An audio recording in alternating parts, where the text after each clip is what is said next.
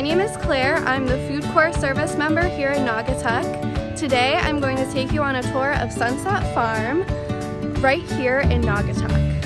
I'm so excited for you to see this awesome farm, all the stuff that they grow, and the animals that they have here. We're going to be led by Caitlin Kimball, who is also a teacher at Naugatuck High School. Let's go. Hi, welcome to Sunset Farm. I'm Caitlin. I'm one of the farmers here. I'm going to give you a quick tour of the North Garden first. So this is where we grow a lot of our lettuces up here. We have our 2 greenhouses up here with tomatoes and cucumbers, carrots, a lot of root vegetables are up here, and some other great stuff. So let's take a look. So here we have 6 raised beds that we do some of our root vegetables in. So we have beets here, carrots, turnips, more beets, and then more beets will go in there. Most of these were transplanted, the beets, and then the carrots were seeded. So a lot of these will go to our CSA members at some point during the season. And then we have our greenhouse.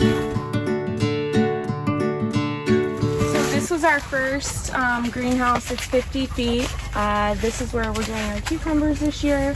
And then we have some scallions in the ground right now. So this is our first round of cucumbers. We have a lot of, you can see, cucumbers on the vine already. So we'll have some to sell this weekend. And then these are scallions, bunching onions that we did next to them. These have cucumbers in them, so these little plants right here, so these will grow. And yeah, these cucumbers will last us pretty late into the season, probably till August, and then we'll do some outdoor cucumbers. You can also see over here we have some seeds germinating. So the greenhouse is really warm, so it's a great place for seeds to germinate. So seeds will germinate there, and then we'll plant them. So yeah, really excited. We have cucumber plants almost as tall as me. Okay, so this is some other stuff that we have up here in the North Garden. So here we have our peas. We have snow peas and snap peas right on these vines. These just came in the last week or so. They're pretty great. We have Swiss chard here. And then we have shallots at the end. So this Swiss chard is looking great. This is a section of cover crop. So this is a couple different varieties of peas and grasses that are just feeding the soil with nitrogen and other nutrients so that when we till it next year, the soil is a little healthier. This is celery that we have here. These are garlic plants. So the garlic will be ready to harvest in a couple of weeks.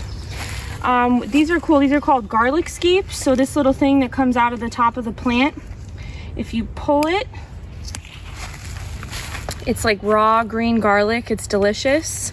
And it's a sign that the garlic is bulbing and that it's almost ready. This is a whole row of carrots here.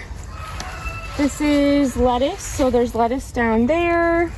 And then we'll take you inside the second greenhouse.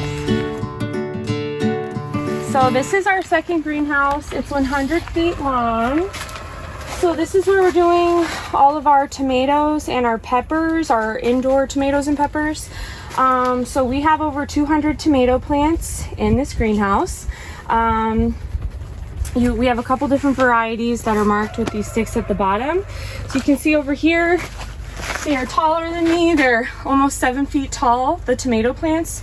We started these back in February inside, and then we planted these the last week of April, and we had a heater because it frosted several times. It frosted 4 times here for us in May, which is pretty unusual.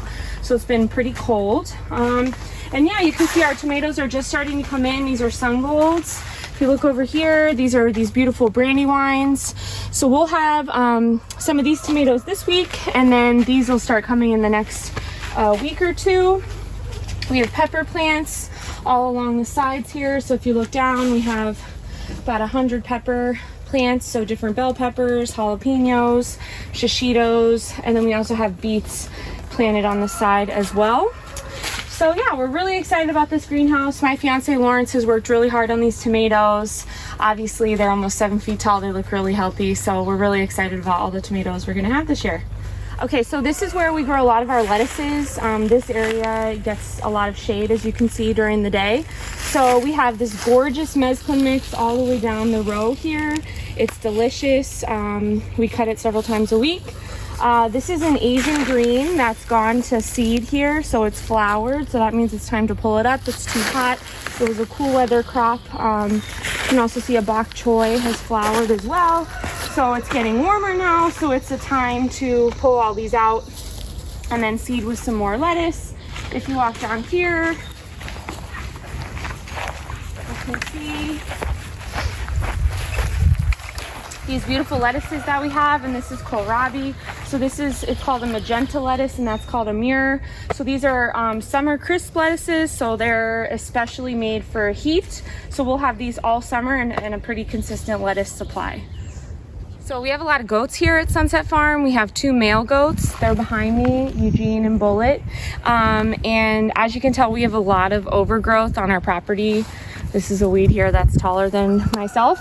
So this is an electric fence. It's portable, so we set it up around different areas of the property, and then the goats are able to eat it down. So it helps feed them, and then it also cuts down on work that we have to do and keeps the property looking great and just keeps the growth down. So they're here now, and then we're probably going to rotate them more in the back when they're finished with this area.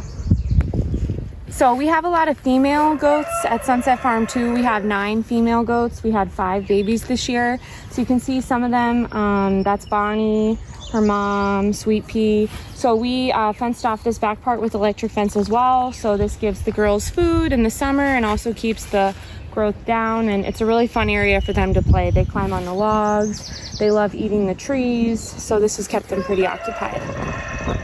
So this is our south garden. We have 3 areas. So we have this area, we have the lower part down there, and then we have this area over here. So this area has a lot of our main staples. So we have about 600 onions and leeks planted in these 2 rows. We have potatoes that are looking great right now, really big.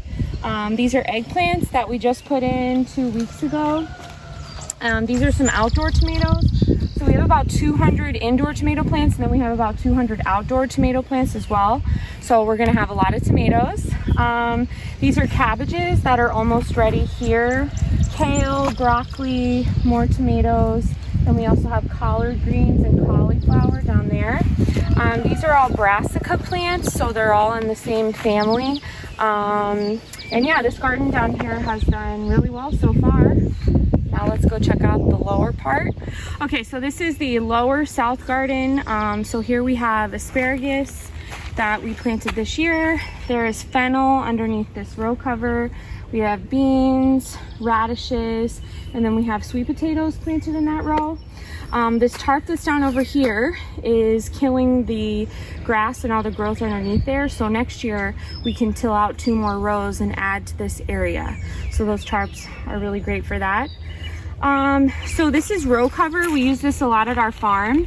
So this is something that you can use when you put plants out before the last frost date. So most of these plants over here, all the cabbage and collards and broccoli, they were put out in mid-April. And there were quite a few frosts from mid-April until the last frost, which was like May 11th, I think. So this protects them from the frost. It keeps them warmer under here. It also protects against bunnies. We have a pretty bad rabbit issue down here. And again, we're all organic and you know, we're cruelty free. So this is a good deterrent. I came down one day and a bunny had eaten like 100 fennel plants that I had just planted. I was pretty devastated. And so we covered it with this row cover, and I'll show you underneath. It's doing great, and it deters the bunnies. So this fennel will be ready, some big ones, in about 2 weeks, and yeah, it deters the bunnies and keeps the plants safe. Because we are organic, we don't use any pesticides or chemicals. So a lot of people ask us how we deal with weeds. So this is a cultivator tool. So this is something that you just run along the edge of the surface of the dirt when weeds are small. So they should be a little bit smaller than this. And as you can see, it just pulls the weeds up and it kills any weeds that are germinating at the surface. So we cultivate these rows here to keep them weed free. You can see over here that we use weed fabric. So this is reusable fabric that we'll use each year. It's not disposable, and so this keeps weeds down to give the plants more airflow and just to keep it neater. One of our big goals this year was to be entirely plastic free, so we don't use any disposable plastic at our farm. A lot of big farms will do row cover with disposable plastic, and it just has a really negative impact on the environment. So we choose to cultivate and we choose to use this reusable weed fabric instead. Okay, so this is the last area of the south garden. So this is where all our squashes will be. So we have 2 rows of zucchini here. We have summer squash, a couple different types. Then we have our winter squashes that we just put in. So butternut, acorn, spaghetti. We'll do 2 rows of melons, which will go in this weekend, and then 2 rows of pumpkins on the edge. So again, this weed fabric really helps you know, these types of plants, the airflow is really crucial to reduce a lot of things like powdery mildew. So the weed fabric really just helps keep that down. And yeah, we'll have some zucchinis in a week or 2. And you know, this part of the garden will be going until October. Our zucchini plants last year went a really long time. So this will be a really bountiful section of the farm. So this is our farm store.